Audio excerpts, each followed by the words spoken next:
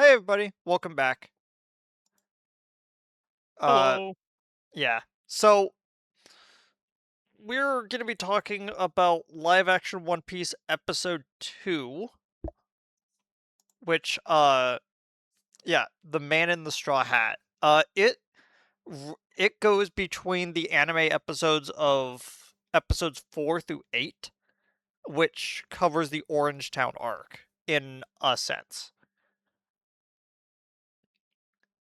Roughly. I Yeah. think it has the first part of it is actually what would have been the first chapter of the manga. Uh So, yeah, episode 4 of the anime is actually manga chapter 1. So technically, when we're talking about the manga, it is chapter 1 and then chapters 8 through 21. yeah, which is a really weird way to do it.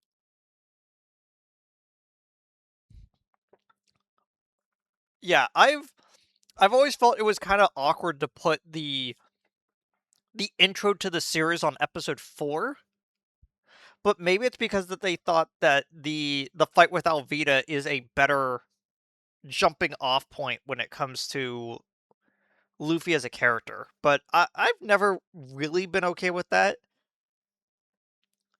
And I think that the compromise that the live action version where it's like we're gonna bring this up a lot, but they really try to adhere to the changes that the anime does to the series than the original manga. Because when you read the original manga, you start realizing the differences a lot more. I And think yeah, an issue that I have right off the bat, even going to the anime, is that Nami being introduced here is much better in the manga, and having her show up earlier is not good because it sort of ruins the good theming of adding one person per arc. When now we've gone from adding two to adding none, and it's just lopsided. It's uneven. but this is her technical like first showcasing of who she is as a person, while her as a background element of Romance Dawn as a whole is kind of interesting. The more I think about Orange Town, the less I like it. So how about we start with the Netflix version? Give a rundown of the events that happen in the episode. Like Uh, give a summary of the events. so I'm trying to remember the last episode didn't end with a preview of Buggy, did it? It did. It the final shot of episode 1 had the scene where Kabaji came back to Buggy and he mentioned that they had already absconded with the map. And they're like, Yes, they must have been planning so long for this. And I laughed so hard at that. I'm like, are you serious? It's like this is I great. I much prefer the way it's done in the manga and anime with the constant misunderstandings as Buggy is dealing with his insecurities at looking like a clown. Having the only the robber nose become him being enraged over rubber nose, and then calling it a mistake leads to him becoming enraged, thinking his nose looks like a steak now. Yeah. Um. Well, to be fair, that's the way that it was.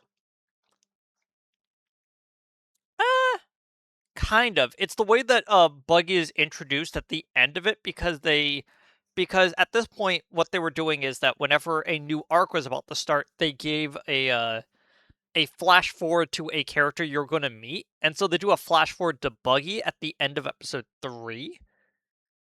And they tried to keep that consistent with the way that episode 1 happens. But if I remember correctly, it's been a bit.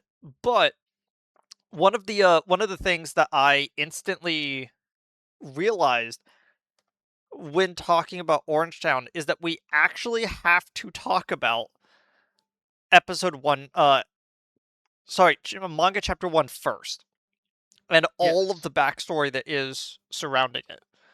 So, Yep. uh, so during the events of the first episode and into episode 2 is a version of Romance Dawn, aka the first chapter of One Piece, which is the very classic Luffy is hanging out with Shanks at Patty's bar, which is run by Makino, which is uh,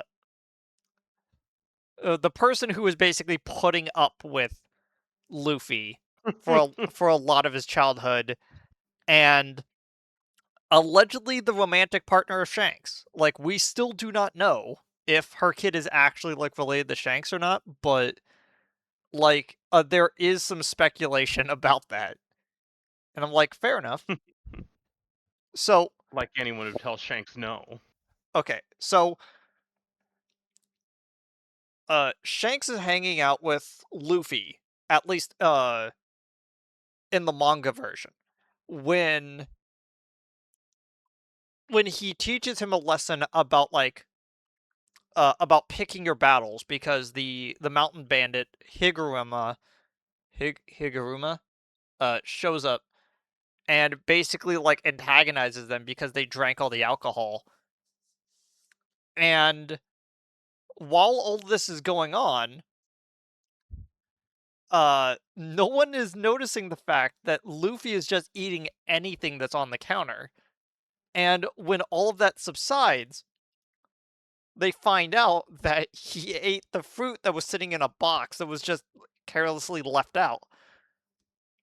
In the anime, however, they completely changed this to be that he eats it out of just like anger, and I've never felt that that was a good change in the anime, you know? And the way that live action One Piece does it is that he's kind of just exploring their treasure and he finds the box almost like it's calling to him like the One Ring.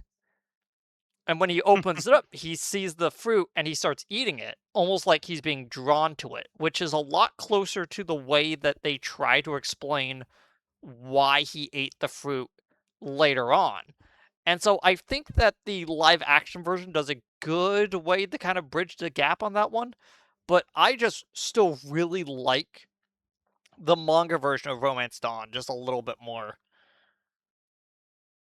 Uh I I really appreciate um the moment in the anime where it's out of anger because it really does set this extra pedestal that Luffy puts Shanks and pirate kind as a whole on, as he doesn't like the idea of being pushed around because he's always been pushed around, and he thinks that pirates are cool and don't get messed with, and yet when someone messes with him, instead of fighting back, they shrug it off, and he can't seem to understand this.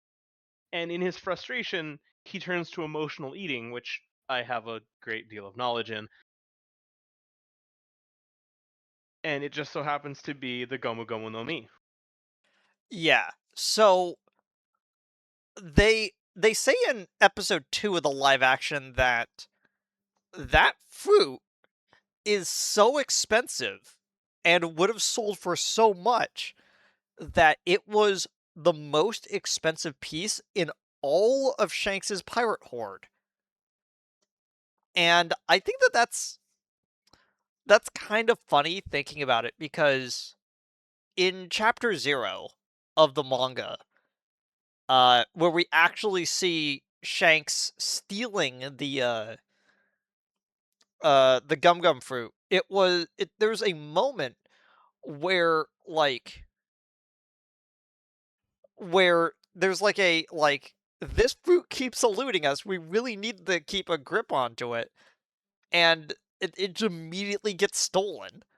And I kind of like the fact that they lumped that into the live action where they put world government logo on the box to show that it was like the reason why it was in a really handcrafted box is not because it's like a special box that they had for it or that Shanks had for it. That's just the box it came in. But like in both the anime and in the early manga, it just looks like a tiny little treasure chest that is just sitting in. But it's a small dedicated treasure chest just for the fruit. And it kind of gets the same point across while having a slightly different flair to it. Um I think it's neat because it really does imply that they're aware of what it is. yeah. So going into episode two's flashbacks, uh we have a similar setup where uh Shanks stumbles upon Higuruma uh antagonizing Luffy and and in the live action version they have a little mini fight to kind of like show off all the different people. They still have some of the stuff, but one of the things that they really did add, they added something and they took something away. Okay, so to explain, in the manga, there was a moment where Shanks is basically approached by one of the mountain bandit, and they just put a gun right to his head, and he nonchalantly points to the gun, saying, "That's probably a bad idea." And he's like, "Why?" And then Lucky Roo shoots him in the back of the head, and it's like, "That's why." In the anime, he completely drops his carefree demeanor and just looks upset at him, and I feel like there was something missing from the aloof nature of Shanks when the only time he ever looks upset is against the Sea King. And I think that there's something like really cool about that in the manga version that is lost in the anime version. And so in the manga, they do this really neat thing where uh most of Shanks's crew has pistols and they are very good with like firearms. And his first mate, Ben Beckman, shows up with a long rifle, and at first you think like, "Oh, what is he going to do with it?" He immediately flips it around and starts using it like a club. And that's not really shown in the anime, but it is shown to a minor extent in the live action version. And what they do add is that they add in uh uh Yasop basically trying to get a shot off on a guy who has, I think it was, I grabbed Rue, and he just looks at it, pulls out his second gun, and he bank shots it with two ricochet shots and hitting the guy in the head, and it immediately shows like their skill sets when it comes to the team really well from that like little scene of action that happens. It then moves on into what is the most well-known scene of Romance Dawn, where Higuruma takes Luffy on a small boat. Not really sure how they could get out onto the boat that far out that quickly. Uh, but then again, a lot of this scene is people just teleporting around, so who knows? And while they're out there, they get attacked by the Lord of the Coast, which is a large sea beast that just circles around their island, I guess. And and in the anime, the and in the manga, the boat just gets completely destroyed while In the live action version, the boat stays relatively intact. And if I remember correctly, that is mostly so that they can actually block the scene properly because they can't just have if I remember correctly from like an interview, they could not have a young actor basically treading water for like an entire scene because that would add to like multiple different like safety issues. So they changed the blocking by having it mostly be on the ship, but it makes the attack that the Sea King does just really pathetic almost for its like large size where it's like I'm gonna just lightly nip at the air instead of Yeah, actually attacking the boat. it feels like for a scene that could have been very easily done in a controlled environment, their first reaction and instinct was to neuter an actual threat. Yeah.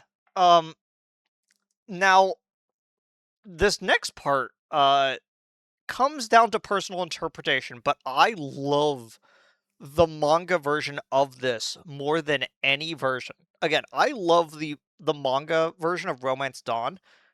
The anime does not do this justice, like at all.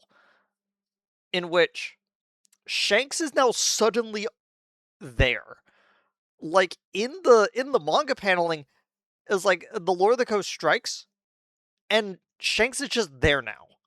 Shanks is in the middle of the attack, just holding on to Luffy, like as the attack goes by, while like he seems to kind of just show up in every version. They use him showing up as a sort of like savior moment, both in the anime and the live action, and I feel like that the timing of it is always just slightly wrong.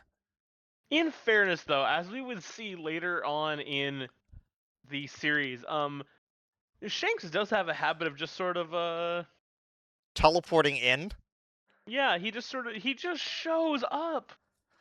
uh, and and he basically turns to the sea beast and he tells it to get lost. And there is just a back and forth like set of panels where the sea beast takes like a step back and Shanks just does not like drop eye contact and then the sea beast leaves.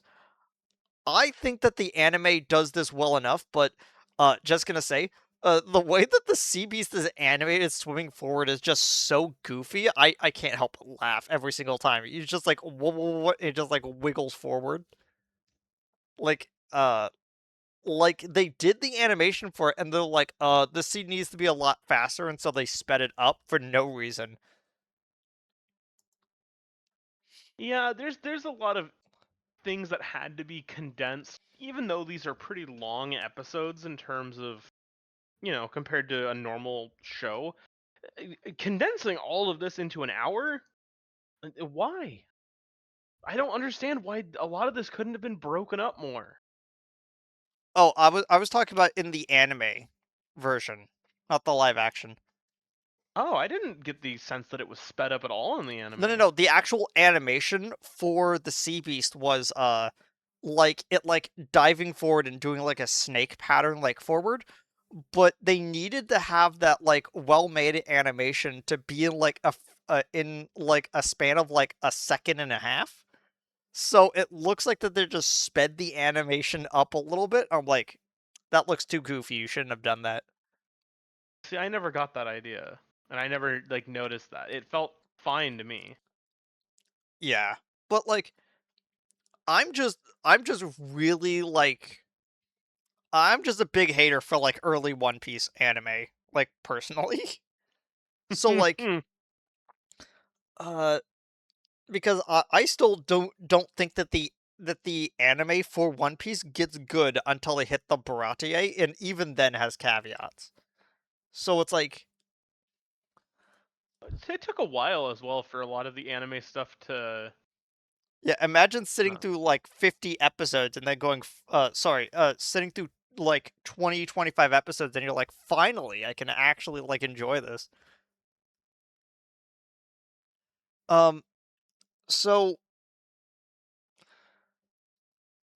the thing that is cut in both the anime and in the manga version is something that is like so intrinsic to Luffy as a character that I have to state this.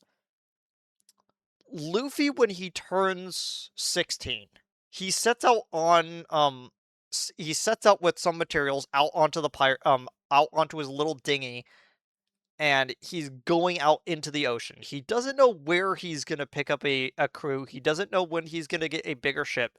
He's just going to sail out and have an adventure.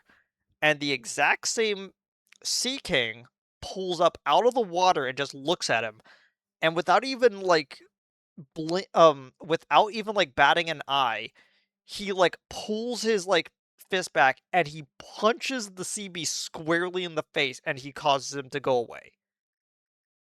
I And mean, it and knowing Shanks' strength nowadays, it would have been a lot more accurate if him punching the sea beast just made it disintegrate, or just erased it, just deleted it from the manga. Never happened.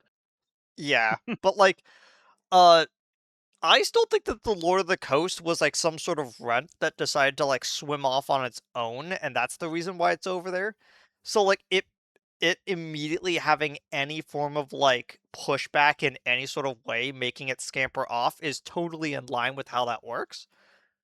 But the fact that that scene is removed from the anime version has a but is in the opening of of One Piece. If you look really carefully at the first opening of One Piece, there is a moment where Luffy punches the Sea King, but he doesn't do that in an actual episode. No, but he does do it in the manga. Yeah, which has always been so awkward. I'm like, why didn't you do that? And then I realized, oh, it's I because originally they probably did animate a whole episode of Romance Dawn, and then an editor came in and said, no, we have to do the Alvita fight first because it fits better. And so they changed around a few things and made episode 4 a flashback episode instead of it being at the beginning. see. I like the shot in the manga of Luffy punching the king. It really shows his growth and also just gives you a little taste of one of his abilities. It's super cool. It's also the first double page spread of the series. And Oda Is is it really? really good. He is really good at making double page spreads because he packs so much like physical force into hitting something that it's just always so cool. But well, like now that we've like gone through like all of that backstory, uh now we can actually continue on with what happens in live action One Piece. Because I did kind of want to like preference this that like this section is the thing that I really enjoy about this episode, but also I kind of have to remove it from Orange Town as a whole arc as well, because every single time I think about Orange Town, I think about the Shanks flashback being the thing that starts out the arc in And the anime at least. as a manga reader, primarily, uh,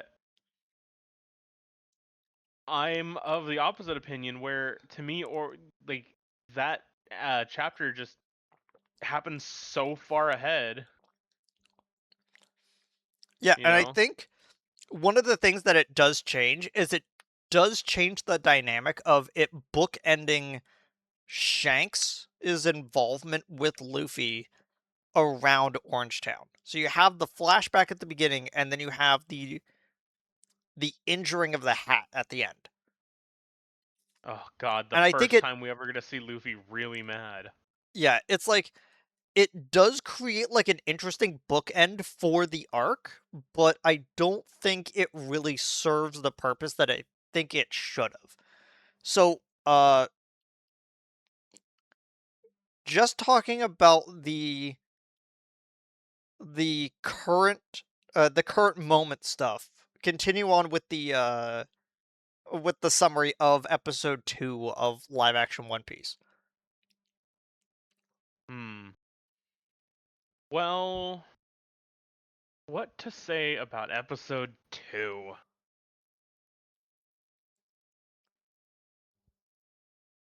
I watched it the other day and it's already mostly left my brain Really. because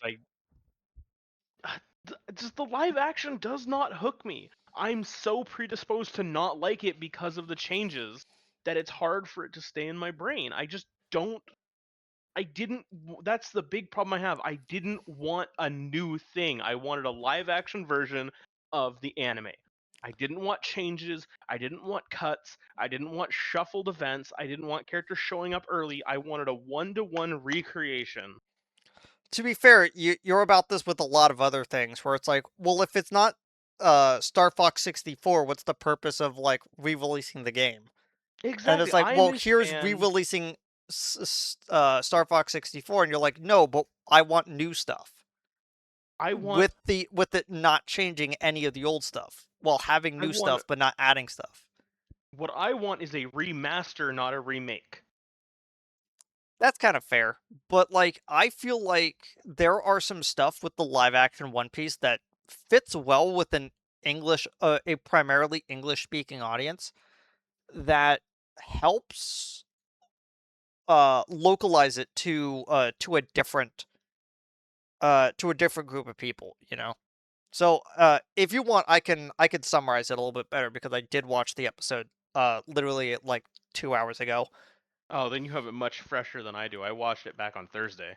Okay, so uh, Luffy, Nami, and Zoro are basically sitting on the dinghy that Nami in the anime stole from three pirates, and that are part of Buggy's crew that kind of stick around on around the ship, but they mostly just serve as like a two-pronged gag. So there isn't really too much to talk about with them, Are other these than the that they same three that yeah were originally the ones that Zoro ran into accidentally while chasing the bird that tried to eat Luffy? yes they get their costumes really spot on. And I'm like, that is at least commendable that you're like, no, we gotta get these guys' costumes correct, or else someone will get on our case about it. Uh but instead of Luffy approaching the island because of a bird, which just feels like a weird gag of like, and the hero is here now. Uh which I never really liked that trope when it comes to setting the stage, you know, for a story. I have written this type of scenario exactly once and I've hated it ever since. I'm like, "Ew, this sucks." Uh so what happens in the live action version is that Nami is trying to break into the safe that they stole from Morgan. And when they crack it open, they're like, "Oh, okay, so here is the Grand Line map, which is an aspect of this arc, but is now sort of like a whole like MacGuffin that is throughout this entire season." And I think that that kind of does serve an interesting through line that changes around a few interesting things as we go on with the season. And as they kind of like uh, get the get the safe open, they get attacked by Buggy's pirates using a form of like sleeping gas. So Luffy, in his infinite wisdom, decides to swallow the entire map, case and all, and store it in his stomach. I mean, it's a good use of the powers, but that's dumb. I loved it. It was like it's like Luffy, what happened to the map? And he pats his stomach, goes, "It's in a safe place." And Nami looks at him and goes, "Gross. What the what?" Dude, what the fuck's wrong with you? uh, so uh when they wake up, uh Luffy and Zoro are having a moment where they're like, okay, it's like these are not Marines because I saw a Jolly Roger, and Zoro was like, Marines are usually trained to fight, and pirates are just weird. So we're probably gonna have an easier time taking out a bunch of pirates. And there's a moment where Nami is like, "Well, there's only is like pirates can only really be bad," and it's like, "What do you mean?" I'm like, "Right here." But when there's this moment where it's like there's only really one type of pirate, and then the walls come down and you see Buggy's entire like clown show of a crew that is going on, and it's like maybe I spoke a little bit too soon. And this interaction happens entirely differently between the anime and the live action version. So I kind of want to talk about the anime version first, the anime slash manga version first, because I think it's kind of important. So in the anime, Nami is running away from guys because she stole the map. When she encounters Luffy, uh, at first she's like trying to use him as like a roadblock to stop the pirates from like catching up to her. But then she realizes that she can use him as a form of bait. So she convinces him long enough to like get him roped up to bring him back the buggy to offer as a trade for her to join the team, which then leads into Buggy's full introduction of what he actually does. Which, if I remember correctly, this whole moment is an adaptation to the original rough draft of Romance Dawn. Back when Nami had a cybernetic arm and Luffy and there was this whole like technology versus magic sort of like vibe to the series where uh where Buggy is the stand-in for a pirate that is using magic and Nami is using like tech. So there's like this whole thing of like old world magic and like new world tech going on with this, like at the same time with everything, and I think it just got a little bit too complicated, so Oda like scrapped a lot of the magical elements to now just be devil fruits, which I think is fair. Uh I I really enjoyed the scene of Nami trying to quote sell Luffy to join Buggy's crew because there's this moment where Luffy sort of doesn't really believe it, and it's just showing this, I don't want to say carefree mentality that Luffy has, but he's so brutally honest that he can see through most lies until until he doesn't for the sake of humor. it oddly feels almost out of character for him to do this where they're like, "Okay, so for you to actually be part of our crew, Nami, you have to take out Luffy. That's right here." And she's like, "I kind of don't want to." And Luffy completely bluntly says, "Well, that's weird. When you're fighting against pirates, you put your life on the line. You should have learned this by now." It was like, "I And don't even care if you Buggy were is yeah. I don't even care if Buggy's like, yeah, he's got a point. What the hell? and it was like, "I don't care what you do, just have conviction about it." And it's like this really interestingly like introspective Luffy that feels awkward like for the scene, not gonna lie. But it is an interesting character moment for him to say the least. Again, a lot of this does kind of bleed over from the rough draft of Luffy, where he is more of a standard shonen protagonist in that Yeah. rough draft. I mean, in fairness, they've always shown that Luffy, even to this day, keeps this bluntly honest personality and sticks to his perceived view of the world. And if something's going against that, he calls it out. But there's a really cool moment where Buggy is first being introduced, where a crew member accidentally like says something wrong, and it's the classic Buggy misinterpret a pun that could lead into them referring to his nose.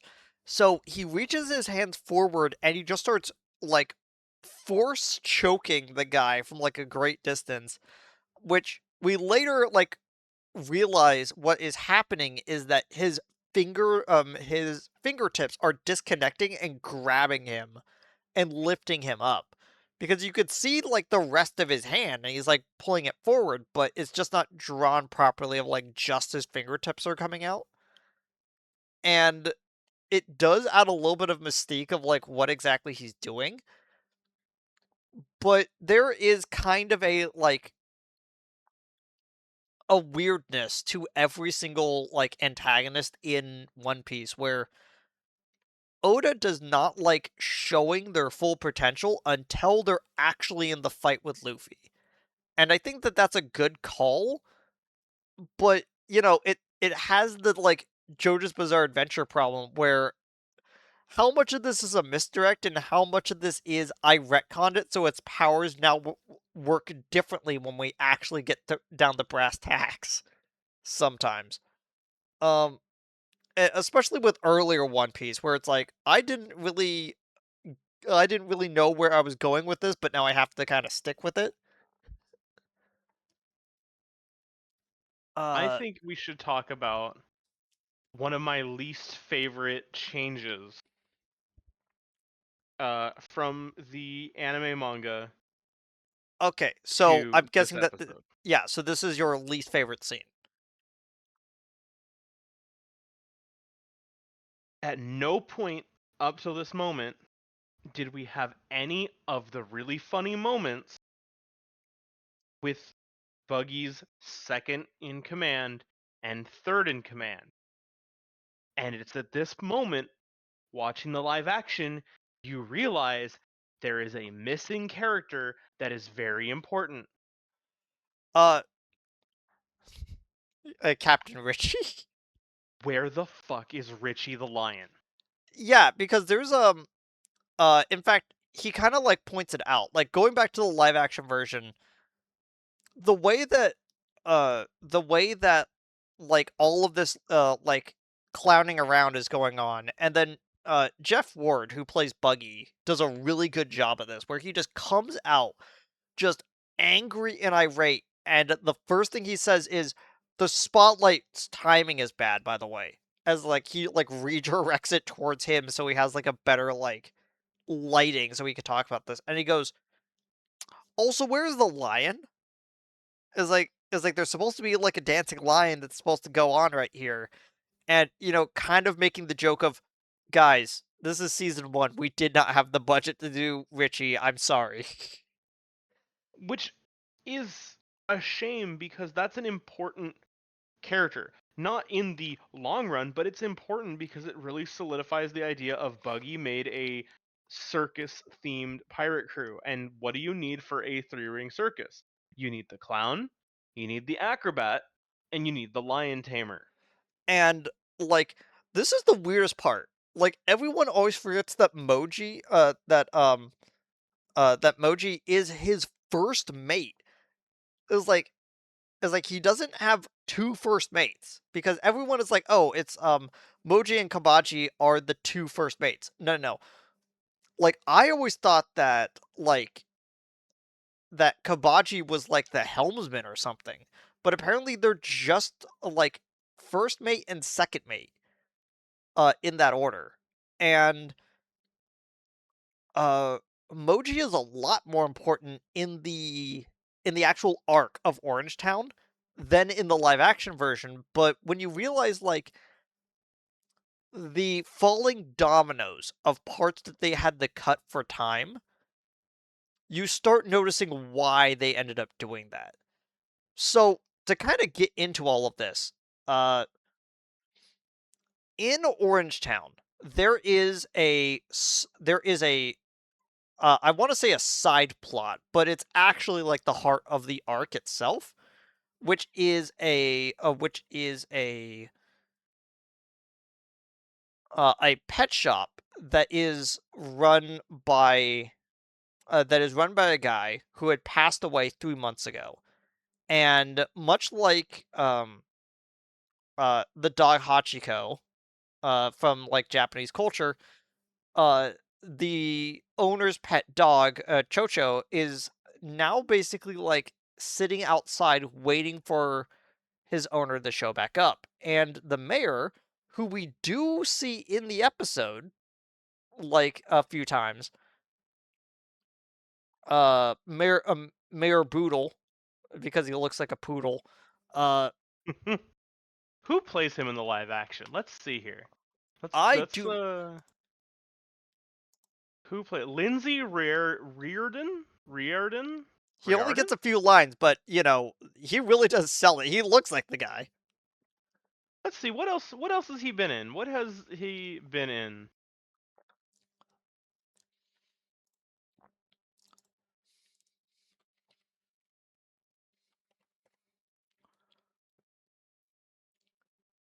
IMDb is being very slow today for some reason.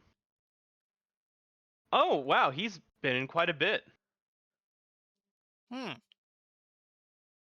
He wasn't in a lot for many years, but he played a bunch of characters in um a lot of adaptation movies. He was in Othello, Mask of the Red Death, Diamond in the Rough. He was on The Adventures of Sinbad for an episode, and he played John Wool in the Abraham Lincoln miniseries from a few years ago. Huh. So he's gotten around. He's a good actor. I liked him as Boodle.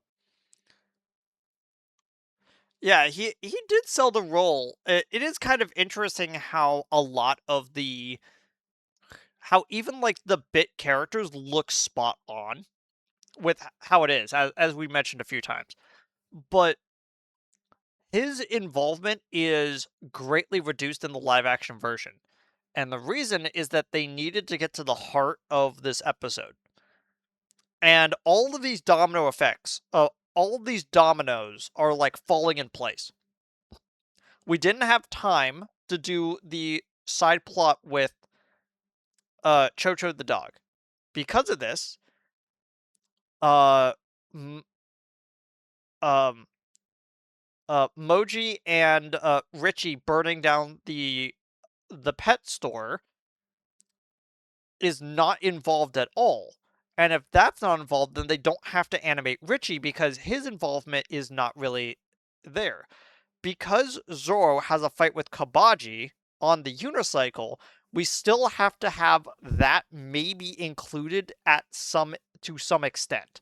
And that is changed to a whole scene where Kabaji is talking about him and his brother, which holy crap, Kabaji became a lot more important character when they actually got to Elbaf. Jeez, I didn't expect that coming up.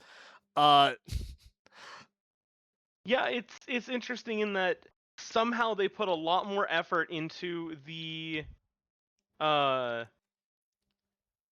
into the characters in something that gives them fundamentally less time. uh but yeah, there's this like whole moment where it's like you chased my me and my brother across the Goa kingdom. And Zoro's like, "Okay, that might have been me." Okay. And he's just like sitting there on like one of those like spinning boards for him to throw knives at, which feels really awkward because his whole thing was that he was an acrobat. He would be on top of the unicycle, and that he would basically he would do like uh hopping techniques with the unicycle and then like slash with his swords. I did kind of like how each one of his attacks are like really long named attacks that are supposed to be very flowery poetry, and it's like, can you stop? They were kind of it was kind of a funny gag during the fight, but like you start noticing that like there are a lot of just cuts, like uh deep annoying cuts that happened to this episode. Like, okay, so imagine we live in a universe where they were able to get 10 episodes out of each arc. I would hope that they did would not put 2 episodes into Loketown uh at the end of season 1. I wish that they would put 1 extra episode for Arlong Park, give it 3 episodes like what they eventually did with Drum Island, and give 2 episodes to and either make Romance Dawn its whole just the chapter 1, its whole episode all to itself at the beginning of the story like it is in the manga, then do Shellstown as 1 episode, and then Orange Town by itself, and they could have done so much more with that. Them having Luffy's backstory intertwined with these first 2 episodes to basically make Romance Dawn and Orange Town into like handholdy, like these are technically 2 different arcs, but we're gonna treat it as a set of 2 episodes that you watch as an arc. It feels a little awkward, you know? It feels a little Yeah, awkward to do it that way upon reflection of like seeing it and then rereading the manga and rewatching the anime. I do wish that Orange Town got way more time to shine. So, Luffy in the live action One Piece is being like stretched and played with because like they're doing all this kind of stuff. Oh wait, before we talk about that, there was only 1 shot of the actual town besides like when they're sailing out on the ship, and that is when Nami walks out and sees that like all of the buildings are destroyed. Because what happens in the anime is that Buggy has these special buggy balls, which are basically like armor penetrating rounds, and he's using them on just houses. So these armor penetrating cannonballs are just going through like multiple houses, lighting everything on fire. And Nami is like, holy crap, these people are evil. And even though like Buggy is like this like villainous character that's like very comedic looking, he is super intimidating in the first few like chapters and the first episode that you really see him in Orange Town. You know, it's they really do set the stage that it's like, no, this guy is like evil, irredeemably evil. Get do not get wires crossed. That this guy cannot be redeemed because he does this to just random villagers. And where they eventually go with Buggy, you kind of forget about Orange Town, like in the grand scheme of things, but like there is no going back when it comes to his character, you know? oh yeah, oh absolutely. And Luffy is being like stretched by like well, Mayor Boodle technically because he's like on the winch. He's basically being forced to like to crank it. Crank that uh crank that Shinji. As I every single time I think about that clip, every single time any part of that line shows up. Jeez. Okay. So then comes a moment where it's like he starts like messing with like Luffy's hat, like intimidating and all that kind of stuff. And then he antagonizes a kid that's sitting there, and he says unironically one of the most terrifying lines that Jeff Ward delivers in the whole like within the whole 2 seasons, where he looks at this little kid and he says, "Hey kid, you want to grow up fast?" As you go like, "Oh, oh, he's gonna like disconnect this kid's bones." He's gonna replace his bones with pool noodles. Uh, and it's just this, like really intense zoom in on his face while he says it, and it is and unironically, like it's a pretty intimidating moment. especially since like right before this when like Nami was like dragged back in. He said and she's like, "You took everything from them." And he's like, "What do you mean? I let them keep their hands so they can clap." It's like that's still something, and it's like, "Jeez. Jeez, dude." Like again, they keep the evil and the villainy of Buggy. It's just that they showcase it in different ways that I think upon reflection is either just as good or slips slightly below where I would want it. And that's like most of this whole episode. Um and Luffy then like gets free from like his bindings, punches Buggy so hard in the head, his head disconnects. And he's like, "Oh, by the way, uh I'm a ch- um I'm a chop chop man."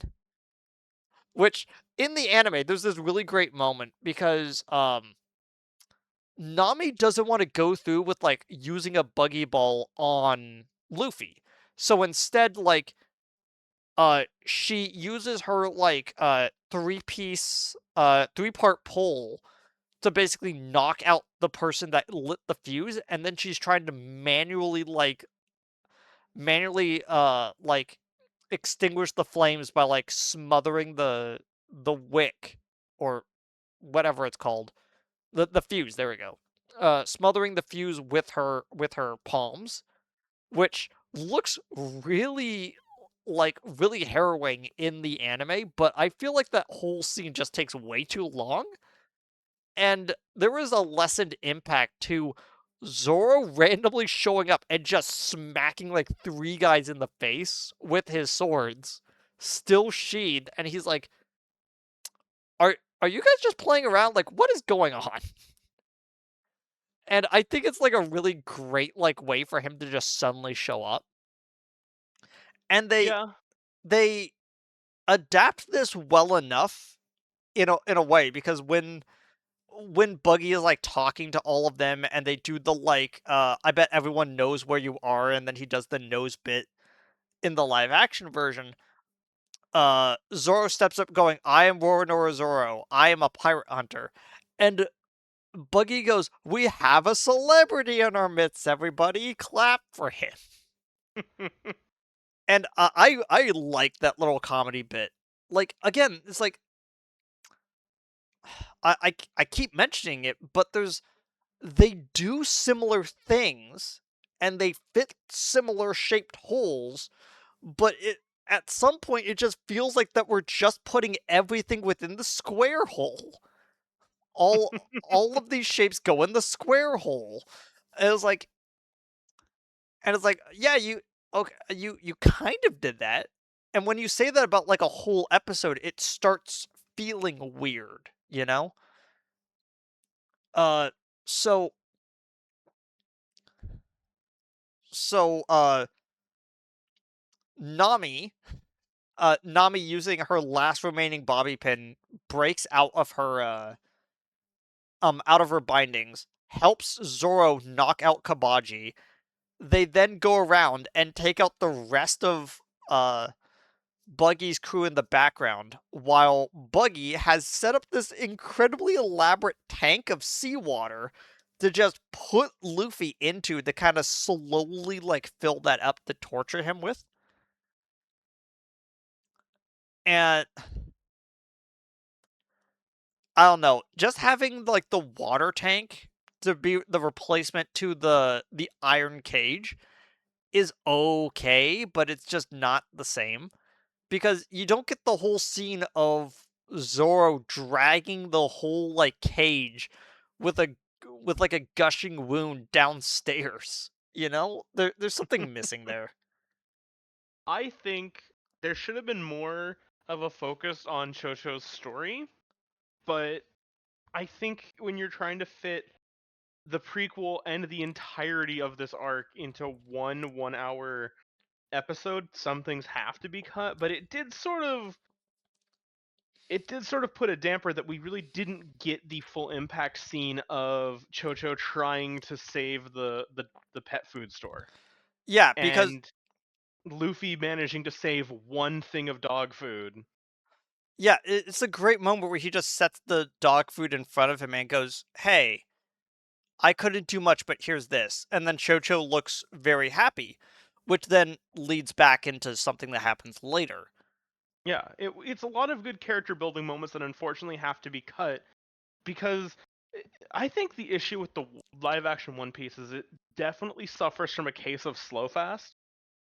It's having to rush through all these things to make it into one episode, and then slow in that it's taking too much time on things it shouldn't. Again, I would give Orangetown its whole dedicated episode, give more time for all of these storylines to breathe. If they had actually taken all of the Shanks flashback stuff and just pushed it to its own episode, it, Absolutely, that and should have been then the first episode of the series.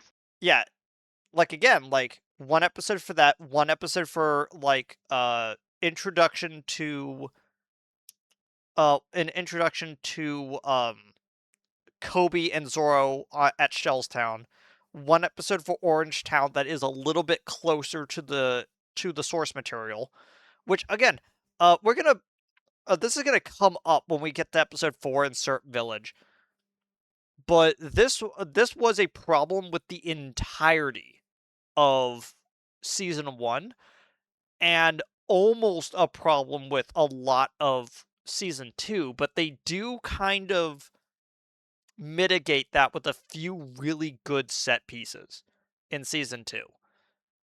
And that is they can't do outdoor shots. And the reason why is that outdoor shots are really hard to do right if the timing is wrong. If you need a scene that is at night, everyone is going to be just like cold and miserable.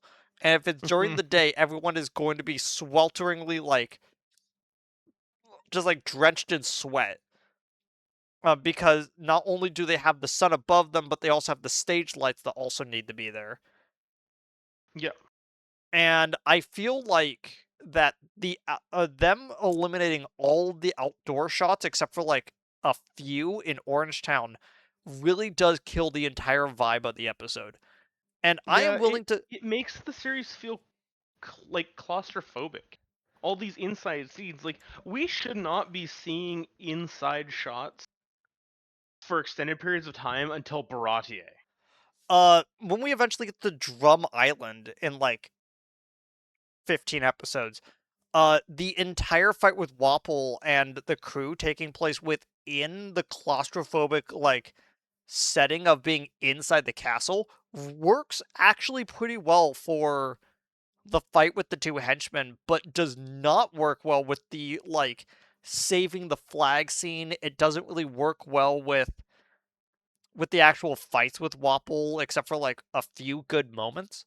But like this is a thing that just happens with live action One Piece, where it's like this could have been an outdoor shot, but to save money, we're doing an indoor shot. And then as with a lot of the stuff in season 2, they're like, but what if we do interesting things with the indoor shots? And I go, that is fine. And It's annoying because like One Piece is up there as probably the second most profitable manga and anime series of all time with next to Dragon Ball. And yet they didn't have a budget to like do things with it. um I think especially with season 1, there were several compounding factors that made time and budget just weird. And to go back to like the Shanks flashback stuff, I honestly think that they would have alluded to hockey a little bit better with like Shanks staring down the Lord of the Coast. They would have done that except for a secondary editing team came in to work onto it because the editing was mostly done by non-union workers to get the episodes out because the SAG-AFTRA strikes started right as they were about to like push it out of production, which Yeah, just I sounds. which is like I really just sad because they also like deleted like a lot of like Nami's fight scenes from from like episodes 1, 2, and I think 8. see. I'm okay with them removing them from episodes 1 and 2 because she shouldn't be there. Well, I mean in Orange Town, but like uh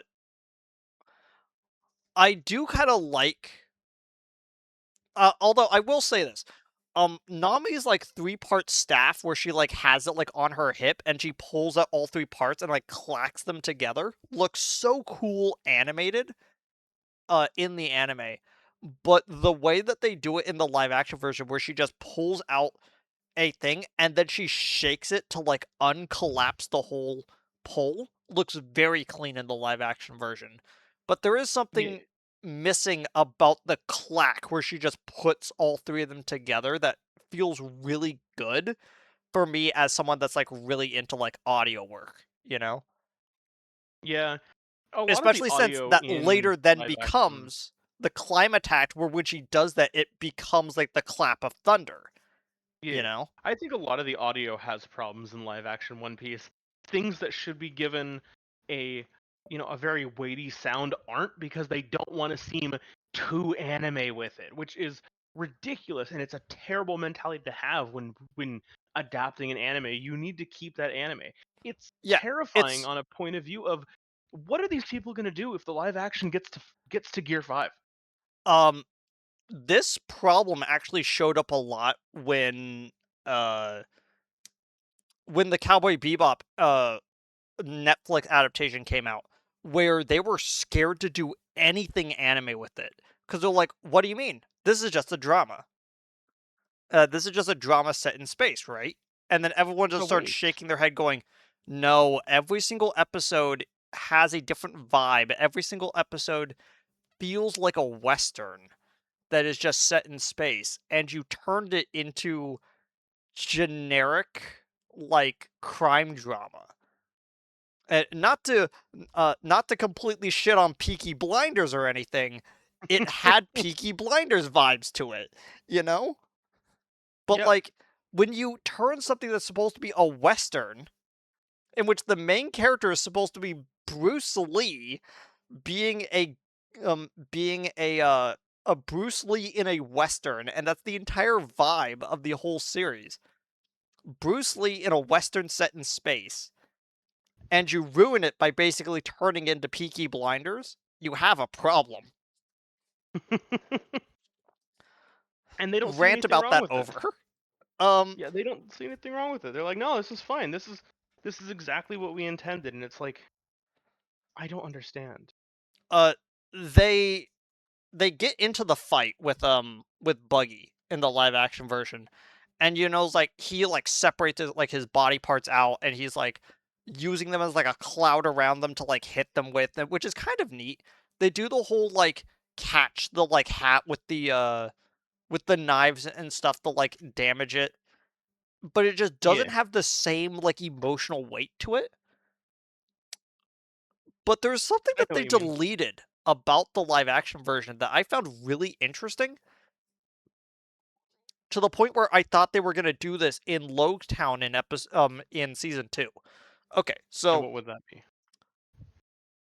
instead of having the flashback, the incredibly incredibly awkward to talk about flashback of Buggy and Shanks when they were kids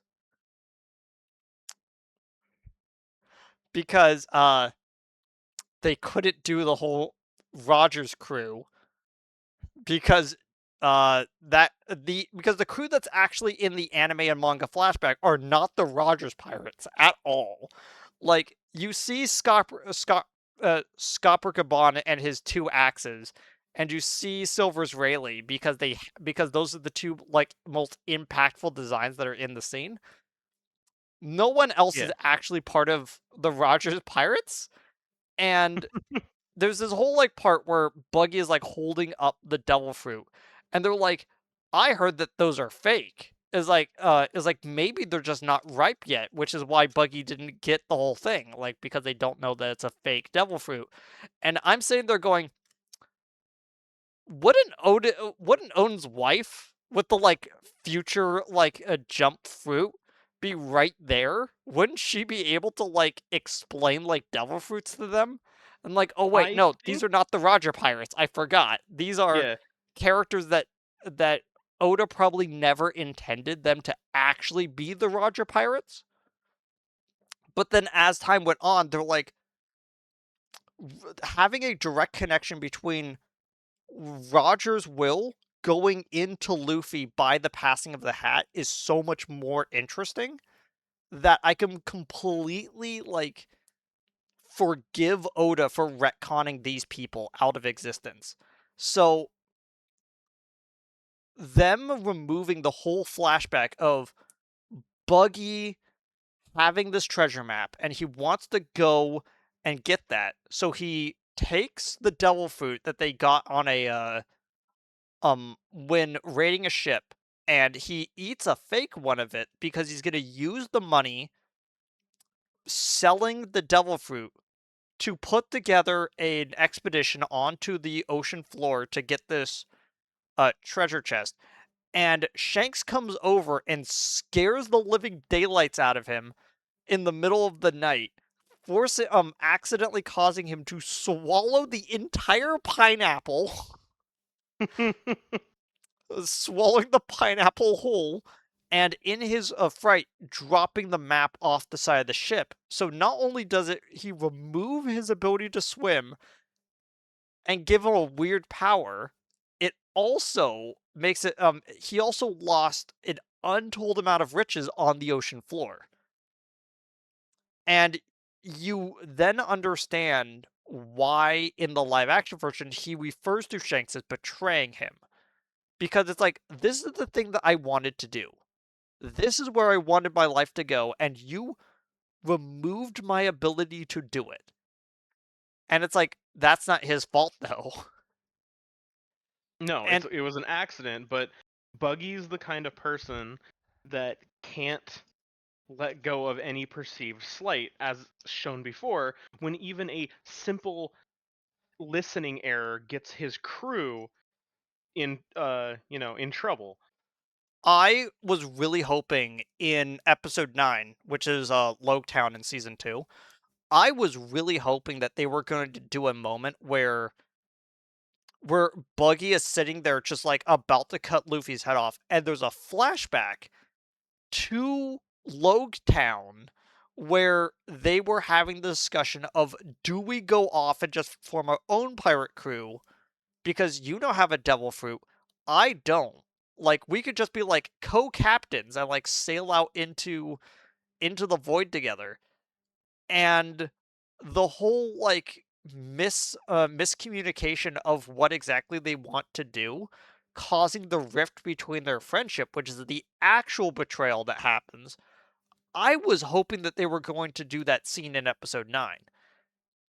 Now again, that could have been something that they could have added if they had an additional episode to work with when it comes to season 2. But, that's just Yeah, me wanting them to actually have 10 episodes a season. You you know, mean the thing that would have solved a lot of the pacing issues? yeah. They could have fixed Town by having 2 episodes. And oddly enough, they probably could have fixed Drum Island by having a 4th episode. Um, but we'll get to that when we get to that. Um, Yeah, that's future us's problem. but they still keep the moment where they're fighting Buggy, and in a moment of just realizing what to do, Luffy points out the crates, and together with Zoro, which is not passed out on the ground in this version, uh, they both start knocking different parts of Buggy into crates to separate them out, which is an adaptation of just Nami producing rope out of nowhere and just like roping them all up. Yeah, Um, but it's but also missing. but One of you the best, funniest scenes in One Piece because of it. okay, so in the anime and in the manga, there's a moment where Buggy is doing a move and he looks over and he sees Nami like hiding behind a shed as she's just absconding with all of his treasure and he's like, "What the heck are you doing?" as he just launches like his upper half as just a missile towards him and he stops mid-air as he is like, "Uh-oh." As it then like slam cuts back to Luffy, who has just kicked him in the balls. Yeah, it Eh, worked. it worked very well, which then leads to when he's still chasing after Nami, he just picks up one of uh Buggy's feet and just starts tickling it and like messing with the feet and he's like, "Stop it." It's like, "Don't do that." It's And really funny. yeah, there are some like fight moments that like are very comedic because again, Buggy is an agent of evil. He is this chaotic, weird creature that is just irredeemable of the things he does. And the universe treats him as a joke every single time. Because the way he is taken out is in a comedic fashion. You know, it's like they wrap up all his body parts. He is reduced down to just a head, hands, and feet, and he's like, "Oh, this isn't gonna go well for you." As he launches just the head, hands, and feet into the distance, and they maintain this in the live action version, and it looks just as funny and comedic. And Luffy doing the Gum Gum Rocket and Jeff Ford doing a little wait, no, wait, no. Is just so great. I love the little like tap dancing back and forth. It's like, wait, don't do this. Don't. It's very funny. And then we have a really interesting scene because what happened is that Luffy knocked out Boodle so that he doesn't go and fight Buggy by himself because he's an old man and he's gonna die, you know. Yeah. And when all of the villagers come in and notice him knocked down on the floor, there's a really interesting character moment with Luffy where because he can't lie, he goes, "Oh, don't worry, I knocked him out," not explaining why. And Nami's like, "Okay, as long as we don't make this worse, we could probably get out of this." And he goes, "It's because we're pirates." And immediately, like, Zoro and Nami have to, like, pick everything up and run as fast as possible to the ship. And, It's so good because that's just how Luffy is. and in the confusion, Luffy just leaves half of the treasure with the town because, you know, they have to have something to rebuild the town, which is a really cool, like, character moment for him.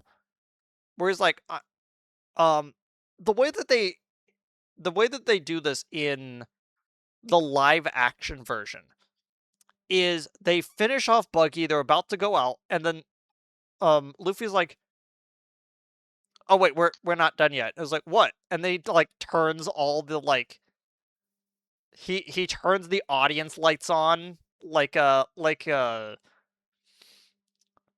uh he's like, "Okay, we got to get all these like chains off of it." Nami, you're really good at lockpicking. Can't you get these off? And he goes, and Mayor Boodle's sitting there going, "Are you going to take us prisoner? Like, how is this working?" And he goes, "Oh no, I'm not that type of pirate."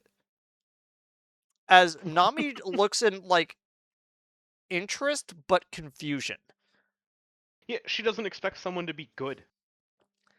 And this is one of the biggest changes. Okay? This is one of the biggest changes between Orange Town and everything leading up. There was a moment where Nami sits down with Luffy and she blatantly says, "I need 100,000 berry so I could buy a town." Straight up, she tells him, I am trying to buy my hometown from someone, which is why I need all this money. And when I reread that part of the manga, I literally sat back going, I know where this leads. This feels like a weird spoiler because it's like it's weird because if you were reading this like week to week and you could just skip all this, like skip by as like, oh, okay, it's like that's whatever you're doing, but you're also a liar, so who knows what you actually think, you know? Yeah. But there's something weird about rereading the manga and rewatching the anime, and she just is completely truthful to him, just straight off the bat. Just feels wrong for Nami's character when we eventually get to Arlong Park because of how like closed off and like and how much she just does not want to explain herself to either the crew or to her own friends and family.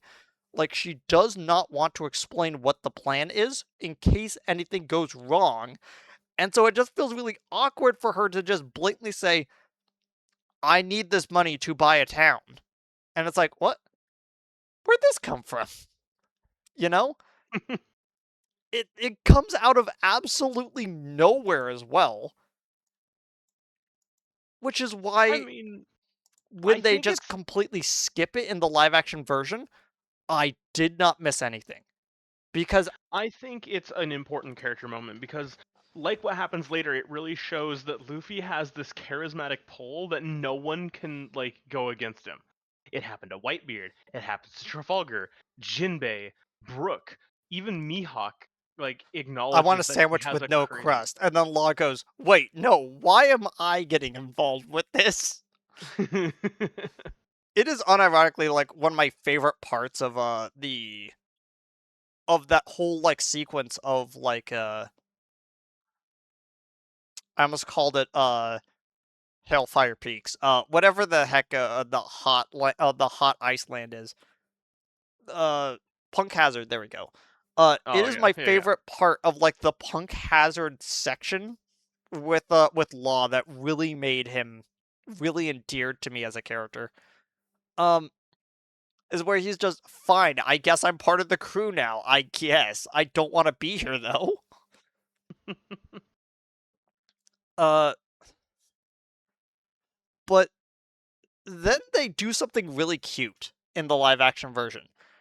After they start like unshackling several people, Chocho the dog shows up, just like walking up and just like looking up, and it's like, oh hey, they at least included the dog in some way.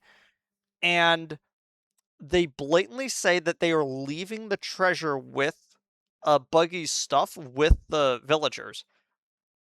And they're like, it's like, hopefully you could use that to rebuild. And he goes, would you like to have anything to go? It goes, oh, you need this more than I do.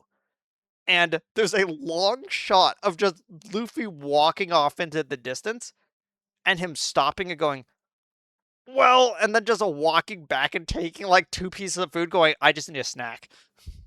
And I feel like that is more in line with where Luffy's character eventually becomes. And it's this two worlds of like Luffy's characterization of early One Piece and mid to late One Piece that I feel like both fit his character, but both feel off that they aren't both there at the same time. You know,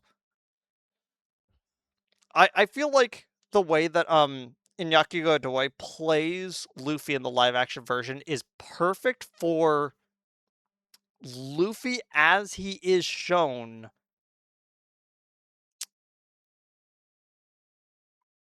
from, I would say, Marie in his lobby onwards.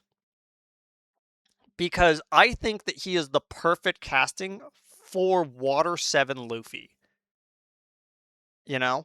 And he is constantly in this like Water 7 vibe. So anything that happens with Luffy before Water 7 feels awkward because he's doing stuff that is supposed to be later, but bringing it backwards.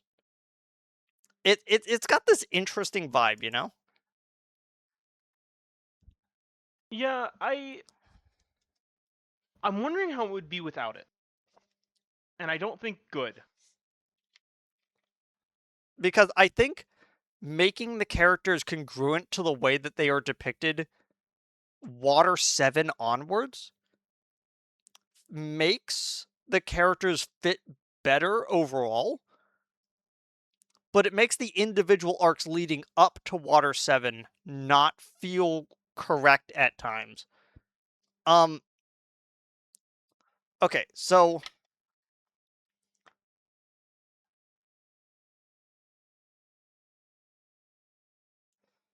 let's let's do this. Let's start let's start with manga order. Manga ratings. Okay, where do you put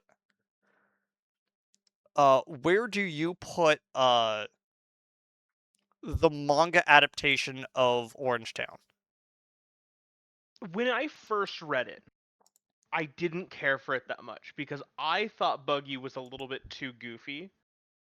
Do you want me to rate it in a vacuum, or do you want me to rate it how it compares to what I know now? In a vacuum. In a vacuum, it's a bronze. Fair enough. I did not care for I did not care for Buggy originally. If you had asked me to rate it based on what we would get later of the interactions with Buggy and the rest of the series and stuff he would do, this is easily a gold episode. But right now, it's a bronze. I I am trying my hardest not to give it a stone. Like that is how little I think about Orange Town as an arc. I think the stuff with Choo Choo the dog is really heartfelt and I love it, but I can't bring myself to fully like the arc because of how slow it feels. Because there's so Yeah. many scenes of them just sitting in the middle of the road looking at the dog, having a bit with this dog. It Which might be stone, but it's I'm an trying important not to thing to give the like platinum characterization, but it's boring. yeah, I'm trying not to give platinum and stone to arcs until we're done with the whole season as a whole. Yeah. So going from there, where do you rate the anime? I would say, weird as it sounds, I would rate it a silver because I think the arc is just way better when you get that animation with like to show Buggy's, crazy abilities, just all of his pieces moving around and always in motion, the motions of his subordinates, how acrobatic they are and how strong, uh just Yeah. the fearsomeness they are. I would give it a I would give it a silver. There's more drama, less snappy timing. And I feel Yeah. like that I can't in good conscience put it into silver, so I'm gonna just say bronze for now. But I could be convinced to make it go higher, you know? Yeah. Now, where do you put the Netflix version of this episode? Which I will Gold. remind you is an 8.3 is an It is a gold. 8.3. It is a Yeah. gold, even with my misgivings about how much I dislike the changes, especially cutting Richie completely. It is gold strictly on the fact that Mr. Ward did a phenomenal job as Buggy the Clown. Yeah, like this is the thing, like I was going to give it a bronze because of how about how it doesn't adapt it properly. And then I think about Jeff Ward's performance. And then I'm like, yeah, but they don't do the arc justice. And they're like, but they still do the vibe justice. So is it a pure translation? No, it is a localization. And I feel like if we do kind of view the anime as a translation into an animated medium and the Netflix version into a localization where it's taking it for an American audience, it does phenomenally well of capturing what that arc is about. And I'm gonna have to give it gold as well, but I could be convinced to bring it lower on the actual like ordered tier list, like when we eventually get there. Yeah. Speaking of which, we are going to bring up something that is that you probably do not see in a lot of like review um in a lot of like review podcasts when it comes to something. I am going to blatantly say, how do you categorize each of these things compared to everything that came after? Like in a vertical line, how do you organize all of this? And we're going to start with Gideon.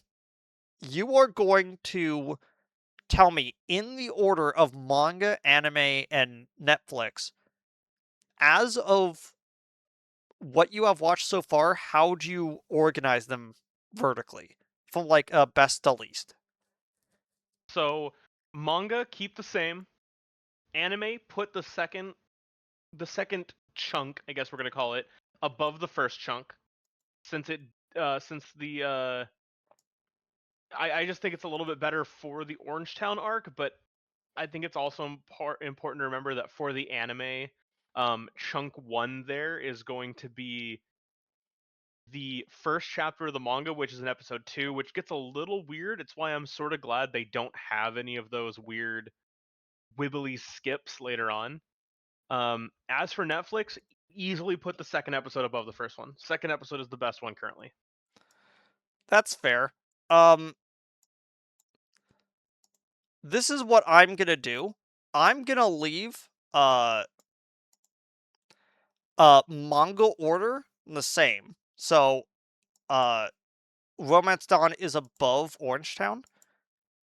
I'm Yep. going to leave the anime version of Romance Dawn above Orange Town as well. But what I'm gonna do is I'm not gonna move Orange Town above the live action Netflix version of Romance Dawn because upon reflection, I'm going to change uh Romance Dawn to a gold. And the reason why I came to this conclusion was something very simple.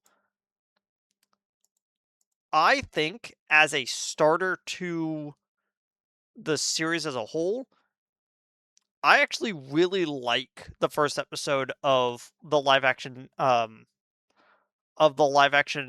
Netflix like a lot more than I thought I was going to. And upon rewatching both episodes earlier today, I think I have to kind of I kind of have to like nod my head and go, actually, now that I think about it, I really did like uh the direction that they were going with that first episode. I still have a lot of problems with the execution and yeah, I'm actually going to be flipping the two. Even though I just talked myself into not doing it, uh like I went through that whole thing to try to convince myself not to do it, but I ended up doing it anyway. Yeah, episode 1 is still a silver. But like I ended up liking that episode a lot more than I originally did when I first watched it. And upon rewatching it, I actually do like the way that they opened up the whole thing, especially when you factor in all of the like the stuff with Shanks in the margins of the episodes with the two. Which is why like when you look at all of these as a chunk of 2 episodes each for each one, as like an arc being 2 episodes, these 2 episodes work really well in tandem with each other. But I don't feel like episode 2 would be as interesting if you took all of the Shanks flashback stuff and just put it all into its own episode. I think them mixing all of it together makes this episode better, but it makes the flashback have take up too much of both episodes. It's weird. You got a really good through line with it, but you have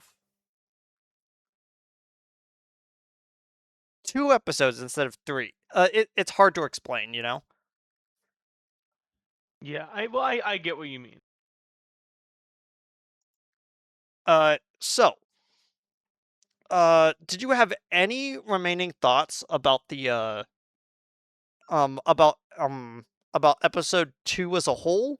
Um, we might as well just put it here. I think that we both kind of agree that Jeff Ward's performance makes him the best character of this episode.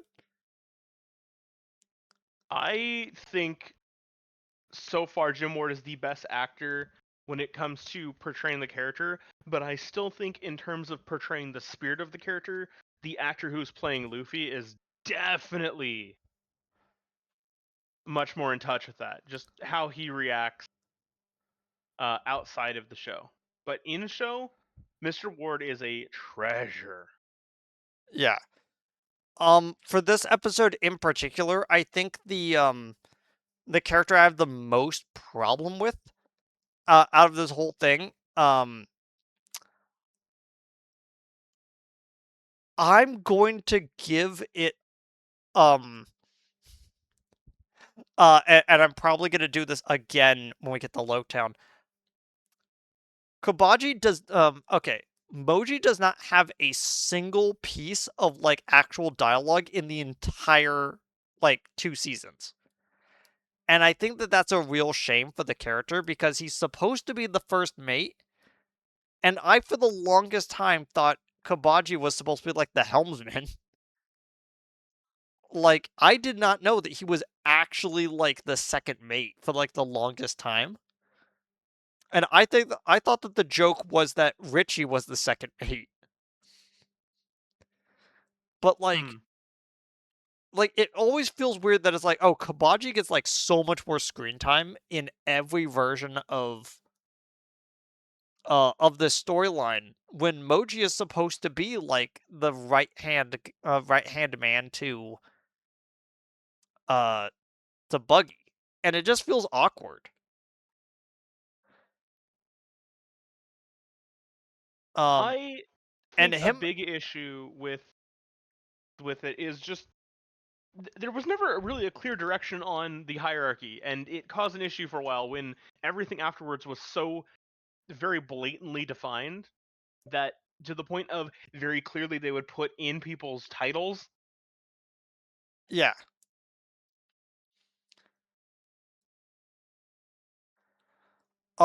It's why like when you eventually get to the Grand Line, there's a lot more cohesion when it comes to like, oh, like this is what this crew is about. This is the structure of the crew, and I don't know. Or Orange Shadow as a whole, it has a lot of problems, and there's no adaptation of it that really does do it well.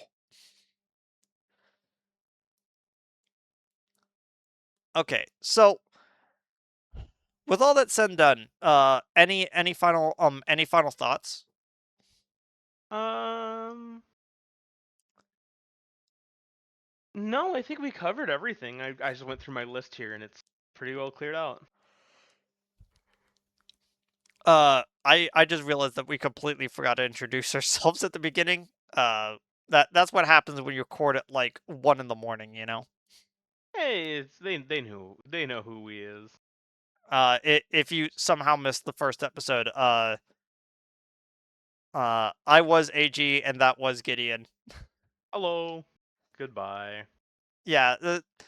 Uh, see all of y'all next time. We're about to get into Desert Village, probably the most mangled arc that somehow made it better. uh, anyway, we'll see all of y'all next time. Goodbye, everybody.